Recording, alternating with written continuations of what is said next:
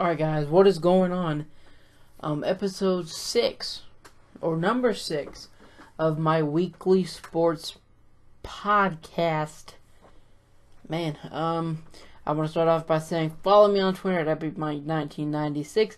Quick plug for my other YouTube channel, FPSG. Link will be down in the description if you like wrestling a lot and you want to get your call into a 2K17 Call Universe mode. Do it now on that link in the description. But first off, we had a great episode. It's been a crazy week.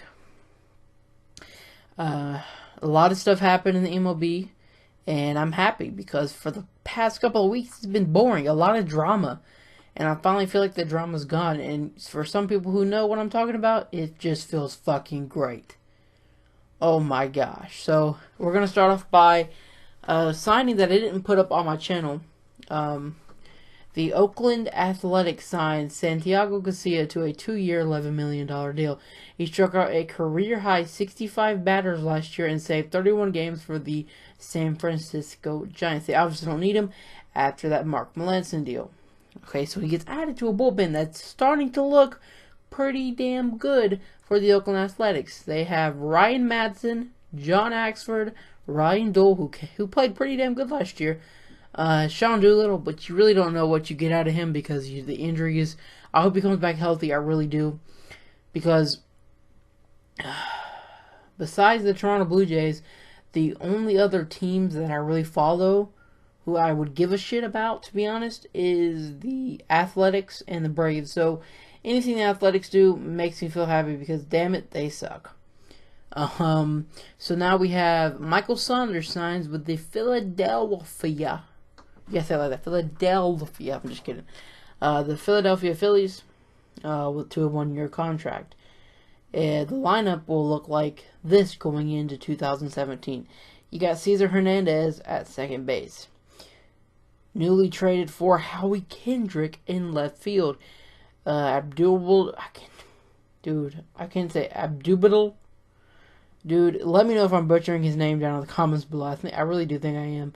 But Abdul Herrera at center field, I cannot, dude. Maikel Franco at third base. Then you got Michael Saunders slated in there in right field. Tommy Joseph at first base, which I really think that they're going to have to go out and get another first baseman. Brandon Moss, I think, would be a great fit. Or a trade for Matt Adams. You got Cameron Rupp at center. I think he could probably go in there with A.J. Ellis every once in a while, if A.J. Ellis is still with the Phillies. You got Freddie Galvis at shortstop. Not bad. I think he's just warming up that spot for J.P. Crawford whenever he gets ready to get called up. And then, yeah, so I like it. Dude, they've got a great starting lineup. I think the additions of Howie Kendrick and Michael Saunders will really take a lot of pressure off Maikel Franco, and that's a good thing because, you know, not having to rely on this just one guy for power is good because Howie Kendrick can hit some home runs. I mean, I'd say around 10 to 12 home runs a year in Philly Stadium. Michael Saunders, I would hope he gets around 20, maybe 15, but added to what they've already got with Maikel Franco and Herrera, it just looked good for the Phillies this year, especially with their great starting pitching. I think Vincent Velasquez is going to be amazing. Then their young talent down in the minor leagues. This is going to be interesting for the Philadelphia Phillies. I've been saying this for about a couple of weeks now. The Phillies and the Braves are going to surprise a lot of people this year, and I guarantee it. Like, that's a guarantee for me. And if I'm wrong, in about a month, or maybe I'd say 2-3 months, you can let me know how you feel about that. So now we get into the big time signings. We got Mark Trumbo, signs a 3-year deal with the Baltimore Orioles. Now, this was one of those things that I've been saying for the past 5 episodes of this podcast. I pretty much knew that the Orioles were going to re-sign him. If he wasn't going to go to Colorado, he was going back to the Orioles. I think the Oakland Athletics were in, but they never have any money for that, so I doubt that was going to happen. Unless he would have kept falling in the price range. But here's the deal. They did the same thing with Chris Davis, but they got luckier. They didn't have to pay as much as they did for Chris Davis. They get a 3-year deal, around $47 million, plus incentives and all that other shit. Maybe make it around $50 million. But to be honest, this is a great deal because they get a guy who hit the most home runs in the major leagues last year for a way cheaper deal than anybody thought he was going to sign for. And it was a great job by the fucking Baltimore Orioles, even though I don't like you because I'm a Toronto Blue Jays fan, and you know what? Eat shit. Now, I've got a lot to talk about with this deal. It made me the happiest son of a gun on earth. Jose Bautista is staying with the Toronto Blue Jays. Man. He signs a 1-year, $18 million contract with a mutual option for 2018 for $17 million. Now, we said this in a podcast. I don't remember what podcast it was. We looked at the roster and what it would look like with Jose Bautista added in. So, Devin Travis, Josh Donaldson, Jose Bautista, Kendrys Morales, Troy Tulowitzki, Russell Westbrook, Steve Pearce, Kevin Pillar. That is pretty damn good still. You know, you lose Eddie, but the Steve Pearce and the Kendrys Morales, they do look good. I think if Morales can come back healthy, Samus Bautista, Steve Pearce, probably the same way, you're looking at a pretty good lineup still. And Josh Donaldson just comes off a year, not like 2015 MVP. 2016 probably could have been MVP. He had a great season even though he had a little bit of lingering injuries. You cannot tell. And then Troy Tulowitzki, one of the top 5 best shortstops in the MLB. You got Russell Martin, catching spot, who can still put up 20 home runs. And last season, first half, he was horrible. Horrible. Let's be honest. I mean, he was not good. If he can do a little bit, just better than he did last year, we're looking at a pretty good team. Plus, Aaron Sanchez. Oh my gosh, I really wanted him to get the Cy Young. He didn't. I think kind of cost him when they took him down and made him rest or whatever for that week or so. That really hurt him, I feel like. But in all honesty, he was amazing. Plus, J. Happ, great season. Marco Estrada's going to have a decent season. Don't forget about the wild card himself, Marcus Stroman, who played his heart out in the playoffs, which he always does. He always comes ready to play when it's his time. And I feel like he's going to be the same way in 2017. The bullpen, though, we lost Brett Cecil and Joaquin Benoit. Roberto Ozuna is still going to be that dominant closer like he was last year. Besides that, I think we got that Joe Bigiani guy, and I probably butchered his name. He did a great job in the postseason. I think we need to go out and sign a reliever. I don't know what it takes. We're going to have to sign a reliever for sure. We lose Ari Dickey. Not that big of a deal, to be honest. We got Francisco Liriano, who could go into the bullpen or kind of stay in the starting rotation. So this is going to be an intriguing year for the Toronto Blue Jays. Not at all am I saying it's going to be a down year.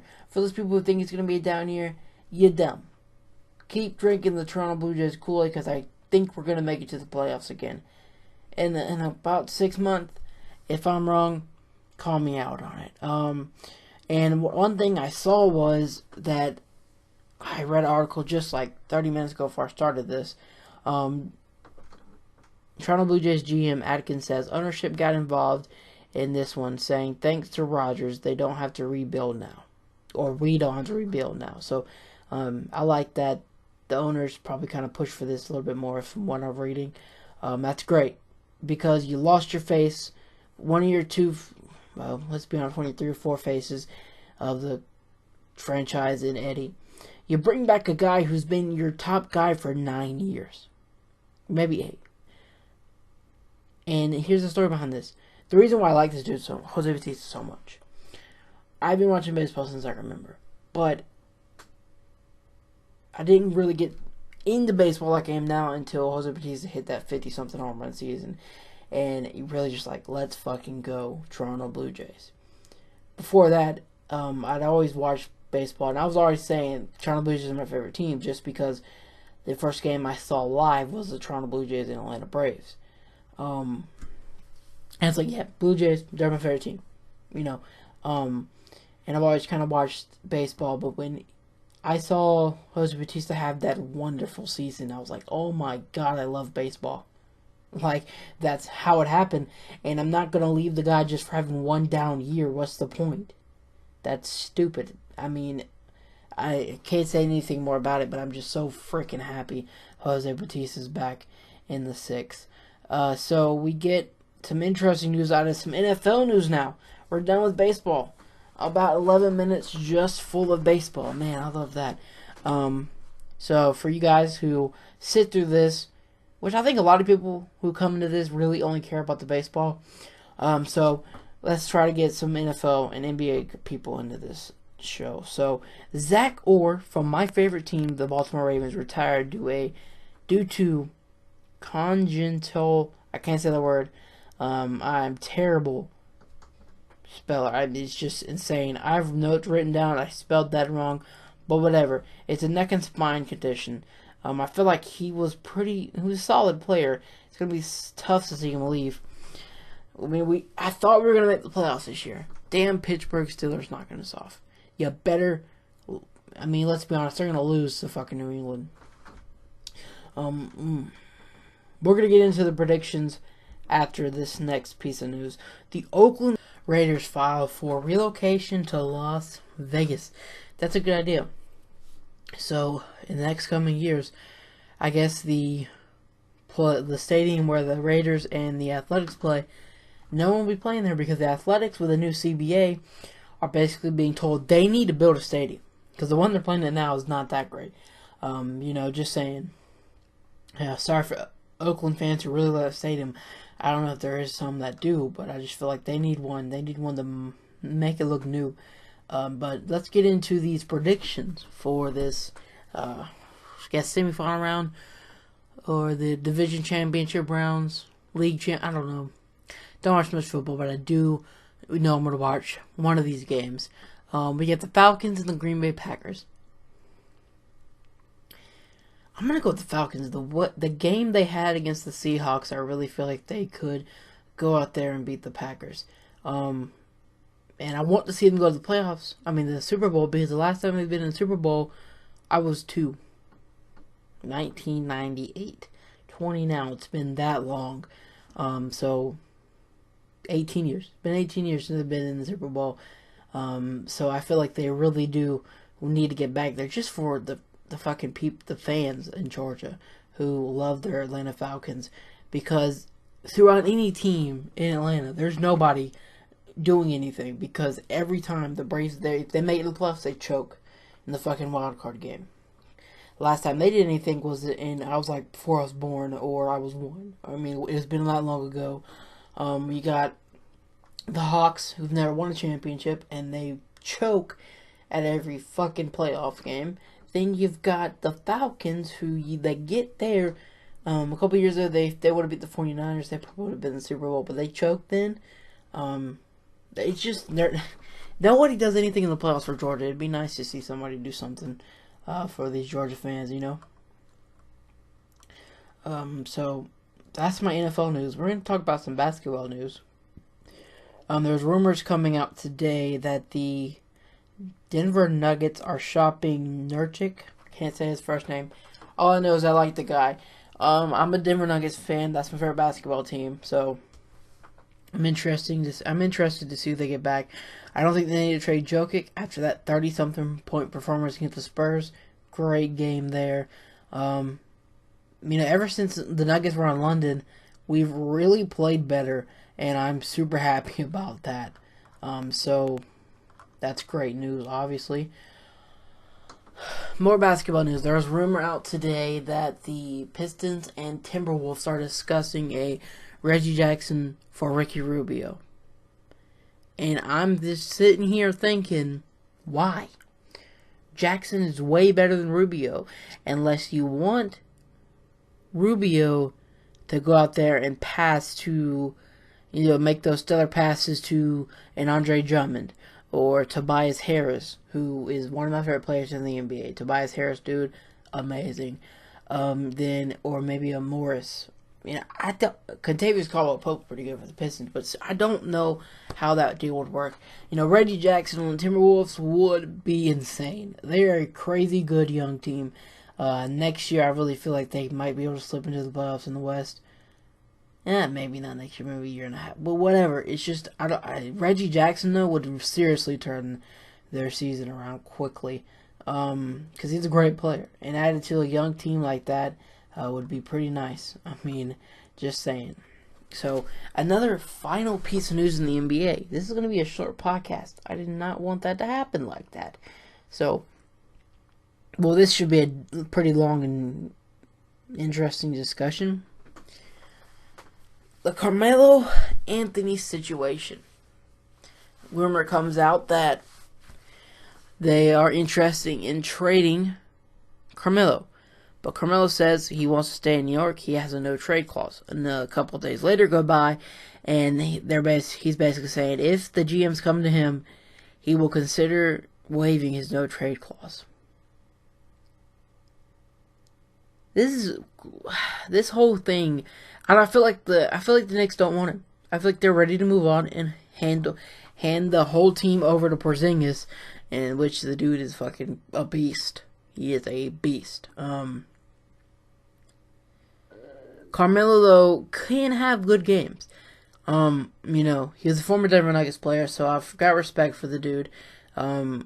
He's been a great scorer his career. I just don't know where he would go, where he would fit in at. And please don't fucking say the Warriors. Dude, I will break some shit if someone says the Warriors. I don't know what team he would fit at. It's weird to see what happens. So we're gonna talk now more NBA news. The All-Star snubs. Why the fuck is Kyle Lowry not in the All-Star game? I'll give you this. Why? DeRozan got in, which is fine. He's a pretty good player, but Kyle Lowry needs to be in out. That dude's had a great season. The biggest, stupidest thing is why the fuck Russell Westbrook is not starting for the West. He has averaged a triple-double. Someone can sit down for this dude. Someone can sit down on the bench for this dude. You have got to be kidding me and telling me that someone deserves to be starting above him. No one does. I'm not even going to lie, no one does. In the forward position. He's a point guard. Curry, he's better than Curry this season. I don't give a fuck what you Curry lovers say. Dude, Westbrook deserves to be a starter. I don't give a flying rat's ass. The season his dude's had, and I don't want to get into this because I will get pissed off. That's the kind of person I am about basketball. If there's a person I don't like, or a team I don't like, and if I start talking about them, I get pissed off. The Warriors are one of those teams, along with... there's another team. I forgot. I don't know why I forget. They're right there, like, yeah, come on now. The fucking Pacers, yeah, there we go. I don't like the fucking Pacers. I will fucking cuss somebody out for talking about the Pacers. I don't know why. I just never really liked the Pacers. My two favorite NBA teams are the Miami Heat and the Denver Nuggets. No matter what people say, Miami Heat is having a shit season. 11 or 12 wins? Well, they ain't got nobody but Hassan Whiteside. So, Denver Nuggets, we got about 17 wins. I'd like this. We might be turning around the season after the London games. Who knows? But I'm interested to see what happens at the trade deadline for the NBA season. I guess all this drama for the MLB is over. Oh, one announcement. We forgot to do Hall of Fame. I gotta add some more time to this podcast and talk a little bit about the Hall of Fame. So what I thought would turn into a pretty short podcast is going to turn out to be a pretty damn long one. The Hall of Fame. Pudge Rodriguez, Ivan Rodriguez, Tim Raines, which was a no-brainer, and Jeff Bagwell, which was another no-brainer. The Pudge situation, the book that was released was, I don't know, I was watching something on MLB Network, and I don't really like following all this Hall of Fame stuff because it honestly gives me a headache, and it's really crazy, but Rodriguez, a lot of steroid allegations. Jose, I can't say that last name right there. Fucked me over. It's late as fuck, guys. Gotta stay up late to do this. But the Jose Canseco thing where he goes off on Twitter talking about how this guy can get in when he's clearly doing steroids. I think he was talking about Bagwell. Dude, get out of here. Just stop. They deserve to be in the Hall of Fame. Especially Tim Raines and Bagwell. They had great careers. Pudge Rodriguez, a lot of steroid allegations, so I don't know about him. This whole thing is just stressful to me. This Hall of Fame stuff, I don't even know. Like, if you watch the MLB Network, you know, there's this whole voting system. Do you vote for the guys who's done PEDs? Do you not vote? Well, if you vote for him, everybody's going to vote for him. It's so just stressful that I try to tune it out until the actual announcement and the actual ceremony. So, I do think, hopefully, Vladimir Guerrero gets in. Chipper Jones soon gets in. I think that was one of the names upcoming on the ballot. So this should be interesting. Stressful as all hell, to be sure. But that's going to do it for this podcast. Not as short as I thought it would be. We got a little bit longer because I got pissed off about the NBA news. God forbid I can't get through one podcast without talking about NBA. You know, a lot of times I edit a lot of this stuff out when I talk about NBA because I get fucking crazy. But with that being said, let me know what you think about the podcast down in the comments below. Like, subscribe, and comment. I am out. Thank you so much for watching.